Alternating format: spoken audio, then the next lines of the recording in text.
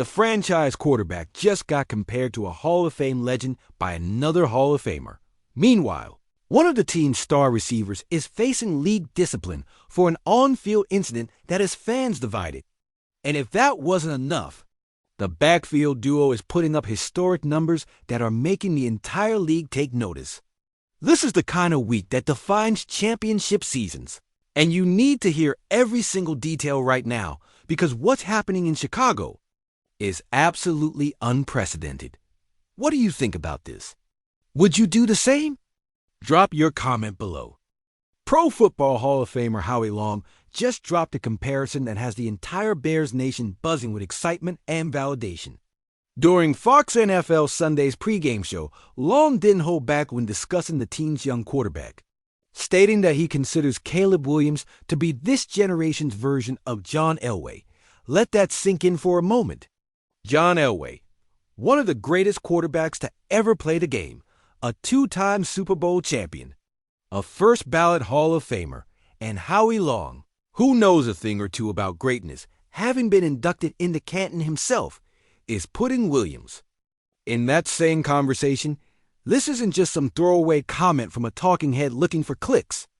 This is a legendary defensive player who faced the best quarterbacks of his era, recognizing something special in the young signal caller. Wearing number 18 for Day Bears, Long specifically praised Williams for his game-sealing touchdown pass to Cole Kmet during Friday's statement win over the Philadelphia Eagles.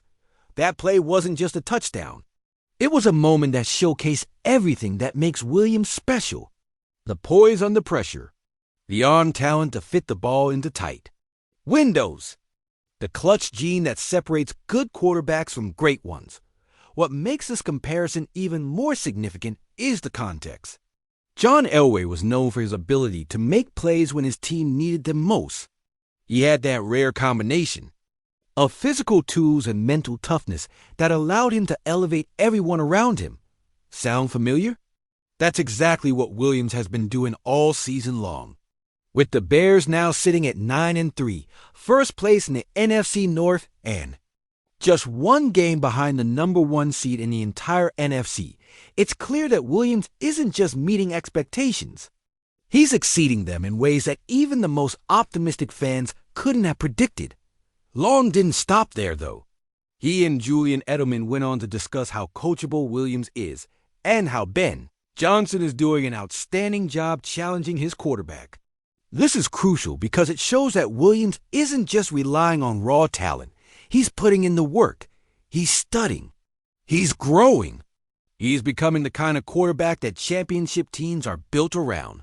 Johnson has a reputation for developing offensive talent, and the fact that he's pushing Williams to be even better speaks volumes about both the coach's confidence in his quarterback and Williams' willingness to be coached. The improvement from Williams' rookie season 2 now has been nothing short of remarkable. Last year, there were legitimate questions about whether he could handle the speed and complexity of the NFL game. Those questions have been emphatically answered. Williams is making throws that rookie quarterbacks simply don't make. He's reading defenses at a level that typically takes years to develop. He's showing the kind of leadership that makes teammates believe they can win any game against any opponent in any situation. What's particularly impressive is how Williams has handled the pressure of being the face of the franchise in a city that demands excellence. Chicago is one of the toughest sports towns in America. The fans know football. They've seen greatness before, and they're not easily impressed. But Williams has won them over not just with his play on the field, but with his demeanor off it. He carries himself like a professional. He says the right things. He takes accountability when things go wrong and deflects credit when things go right. That's the mark of a true leader. The comparison to Elway also highlights another important aspect of Williams' game that often gets overlooked. Elway was a winner, plain and simple. He found ways to get it done when it mattered most. Williams is showing that same trait. The game-sealing touchdown to Kmet wasn't a fluke. It was the latest in a series of clutch moments that Williams has delivered this season. When the game is on the line, when the pressure is at its highest, when one mistake could cost a team everything, Williams has consistently made the plays that championship quarterbacks make. It's worth noting that Howie Long isn't the only NFL legend singing Williams' praises. Throughout the season, multiple former players and coaches have commented on how special Williams looks. They see the same things that Long sees: the arm talent, the mobility, the football IQ, the competitive fire, all the ingredients that make up an elite quarterback are there. And they're only going to get better as Williams continues to develop and gain experience. The timing of this comparison is also significant. The Bears are in the thick of a playoff race. Every game matters. Every play matters. And having a quarterback that Hall of Famers are comparing to one of the all-time greats gives the entire organization confidence that they can compete with anyone. When you have that kind of talent under center, anything is possible. The Super Bowl isn't just a dream. It's a legitimate goal. Looking ahead, the sky truly is the limit for Caleb Williams. If he continues on this trajectory, if he keeps making the plays that matter, if he keeps showing the kind of growth and development that we've seen this season, then the comparison to John Elway won't seem far-fetched at all. It will seem prophetic. And Bears fans, who have waited so long for a franchise quarterback they can believe in, finally have their guy. The legend is just beginning. The National Football League has issued a fine to wide receiver DJ Moore for a taunting infraction that occurred during the team's Week 12 victory over the Pittsburgh Steelers. According to the league's weekly discipline report released Saturday, Moore was fined $11,593 after throwing the ball toward a Steelers defender following a short third-quarter reception. The play drew an immediate 15-yard unsportsmanlike conduct penalty that erased the game and briefly stalled what had been a productive offensive drive. This incident has sparked considerable debate among fans and analysts about where the line should be drawn when it comes to player celebrations and on-field emotions. On one hand, the NFL has made it clear that they want to maintain a certain level of sportsmanship and professionalism. They don't want games devolving into trash talking, contests where players are more focused on antagonizing opponents than playing football. On the other hand, football is an emotional game played by passionate competitors, and sometimes those emotions boil over in ways that, while perhaps not ideal, are understandable given the intensity of the moment. What makes this situation particularly interesting is how Moore responded after receiving the penalty. Rather than letting it affect his performance negatively, he came back in the same series and hauled in a 25-yard touchdown pass that extended the Bears' lead.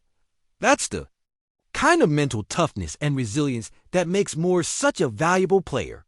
He made a mistake. He got penalized for it. And then he went out and made a play that helped his team win the game. That's what great players do. They don't let setbacks define them. They use them as motivation to perform even better. The league also reviewed Moore's post-touchdown celebration, during which he tossed the ball toward the stands. Interestingly, they determined that this action did not warrant an additional fine.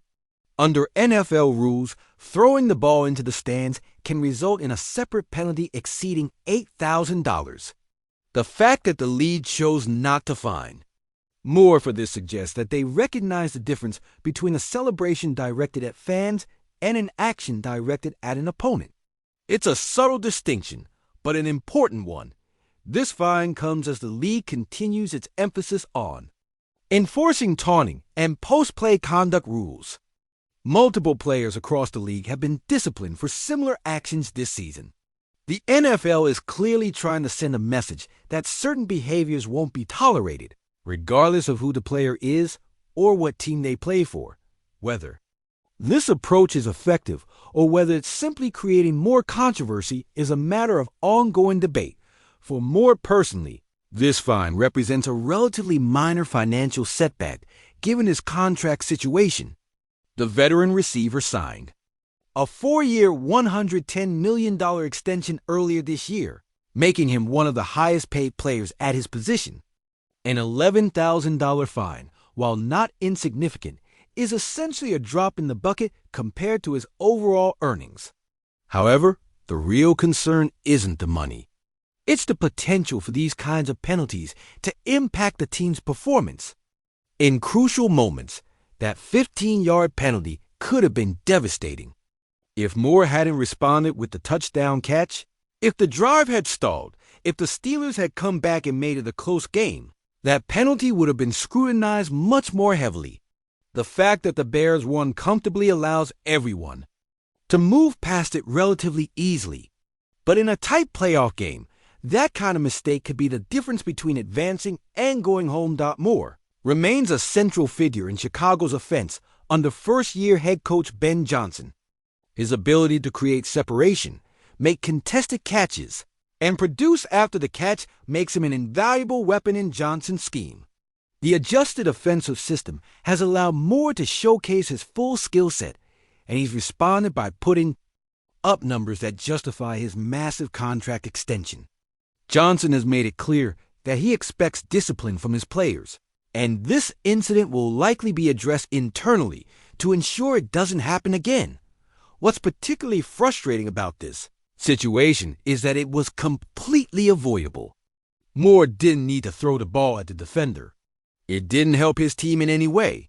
If anything, it hurt them by erasing a positive gain and giving the Steelers better field position. These are the kinds of mental mistakes that championship teams simply cannot afford to make. The talent is there. The production is there. But the discipline has to be there too. Moving forward, Moore and the coaching staff will need to find a balance between playing with emotion and playing with control. Football is a game of passion, and trying to completely eliminate that passion would be counterproductive. But there's a difference between celebrating success and taunting opponents. There's a difference between showing confidence and showing disrespect. Finding that line and staying on the right side of it is crucial, especially as the season enters its most critical phase. The good news is that Moore has shown throughout his career that he can learn from mistakes and adjust his approach. He's a professional who takes his craft seriously.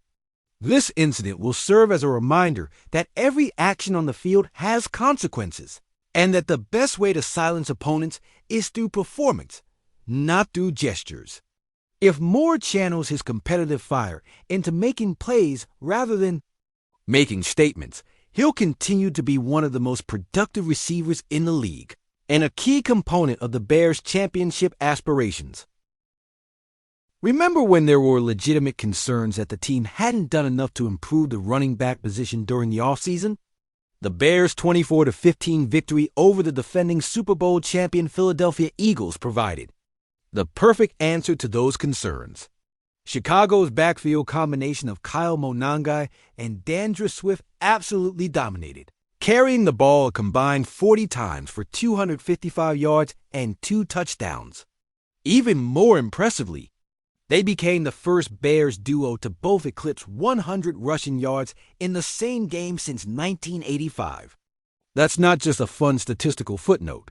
That's a statement about the kind of offensive identity this team has. Established. Many observers were skeptical that Ben Johnson's offensive system could work without the elite running back talent he had at his disposal in Detroit. The Lions fielded what many considered the perfect thunder and lightning combination with David Montgomery and Jahmyr Gibbs. Meanwhile, Swift was frequently criticized on social media for having subpar vision, and Monangai nearly went undrafted. In the 2025 NFL Draft, the narrative was clear. How could the Bears possibly expect to field a competent running game with these two? Well, through the first 12 games of the season, Chicago currently leads the entire league with 153.8 rushing yards per game. Nobody, and I mean absolutely nobody, expected that level of production. They've clearly found their own potent thunder and lightning combination, with Monangai providing the power and Swift bringing the speed. Ben Johnson certainly deserves enormous credit for installing an explosive offensive system that maximizes the strengths of both backs. The offensive line deserves recognition for consistently opening running lanes and creating opportunities. But at the end of the day, the running backs still have to hit those holes when they're there. And both Swift and Monangai have done a marvelous job in that department, particularly since the bye week when the offense really started to click. Swift is currently on pace for 1,091 rushing yards, and that's despite missing a game due to injury. His ability to bounce back from that setback and maintain his production level speaks to his durability and work ethic. Meanwhile, Monangai is on pace for 837 yards on the ground, which would be an outstanding total for a 7th-round rookie. For context, no second option in any rushing attack in the entire league has as many rushing yards as Monangai's pacing towards. That's a remarkable achievement that speaks to both his talent and the offensive system's ability to get him the ball in advantageous situations. But is that fact alone enough to warrant consideration as the league's best backfield duo? No, it's not the only factor, though it is certainly the most important one. Swift currently ranks 12th in the league in rushing yards, while Monangai ranks 22nd. What makes these rankings even more impressive is that Monangai has 48 more yards and 1 more touchdown than David Montgomery, despite having 2 fewer carries. Montgomery is often credited with being the league's best backup running back, so for a rookie to outproduce him is truly remarkable. Some people will undoubtedly scoff at the notion that Swift and Monangai could be better than Jahmyr Gibbs and Montgomery in Detroit. The Lions duo is truly incredible in their own right, and nobody could reasonably argue that Swift is better than Gibbs, who already has over 1,400 total yards and 13 touchdowns this year. That would be a silly argument to make. However, there is a very strong case to be made that Kyle Monangai has been better than David Montgomery this season. Anyone dismissing that notion is getting caught up in draft position and reputation rather than focusing on actual production and performance on the field. The truth is, Monangai was selected much later in the draft than he should have been. Teams made a mistake by passing on him, and he's making them pay for it every single week. Even before his breakout performance against Cincinnati, the signs were there that he was special. Outside of one underwhelming game against the Giants, he's been absolutely lights out whenever he's gotten the football. His combination of power, vision, and determination makes him a nightmare for opposing defenses to deal with, especially late in games when they're tired and he's still running with the same intensity he had in the first quarter, besides the duo. In Detroit, there are other backfield combinations around the league that deserve recognition. Kenneth Walker III and Zach Charbonnet have been solid for the Seattle Seahawks. Bijan Robinson and Tyler Allgeier provide a nice 1-2 punch for the Atlanta Falcons. The Denver Broncos have an effective combination in J.K. Dobbins and R.J. Harvey. However, when you factor in the combined production between each pair, none of these duos has looked better than the Bears combination this season. It hasn't even really been close when you examine the numbers objectively. The Bears' backfield duo passes the eye test with flying colors. They complement each other extremely well, with swift speed and elusiveness perfectly balancing Monangai's power and physicality. They also have the statistics to back up what the film shows. Swift's ability to hit the home run and Monangai's ability to consistently gain tough yards between the tackles gives the offensive versatility that makes them incredibly difficult to defend. Defensive coordinators can't just load the box to stop the run because Swift can break one for a long touchdown at any moment. But they also can't play light boxes because Monangai will grind them down with his physical running style. What makes this backfield duo even more impressive is how they performed in big games against quality opponents. The performance against Philadelphia wasn't a fluke. It was the culmination of a season-long trend of both backs rising to the occasion when the stakes are highest. That's the mark of truly elite players. Anyone can put up numbers against weak opponents. The great ones deliver when facing the best. Defenses in the league, and both Swift and Monangai have consistently done exactly that. As the season enters its final stretch and the playoffs loom on the horizon. Having this kind of dynamic running game gives the Bears a significant advantage. Teams that can run the football effectively in December and January are the teams that typically advance deep into the playoffs. The ability to control the clock, wear down defenses, and take pressure off the quarterback becomes even more important. As the weather gets colder and the games get more physical, Swift and Monangai give the Bears all of those capabilities and more. As it stands right now, they look every bit like the league's premier running back duo. The production is there. The complementary skill sets are there. The big game performances are there. Everything you want from an elite backfield combination is present with Swift and Monangai. And the best part? They're both still getting better. Swift is in his prime, and Monangai is just scratching the surface of his potential. The future of the Bears' running game is incredibly bright, and it all starts with these two outstanding players who have exceeded every expectation and silenced every doubter. So there you have it. A franchise quarterback earning comparisons Hall of Fame legends. A star receiver learning from mistakes and responding with touchdowns. And a backfield duo that's rewriting the narrative about what this offense can accomplish. This is what championship seasons look like. This is what happens when talent meets opportunity meets coaching. The Bears are 9-3, sitting atop the NFC North and showing no signs of slowing down. Every week brings new storylines, new challenges, and new opportunities for this team to prove they belong among the elite. If you want to be the first to know the latest Bears news firsthand before anyone else, hit that subscribe button right now. Don't miss a single update as this historic season continues to unfold.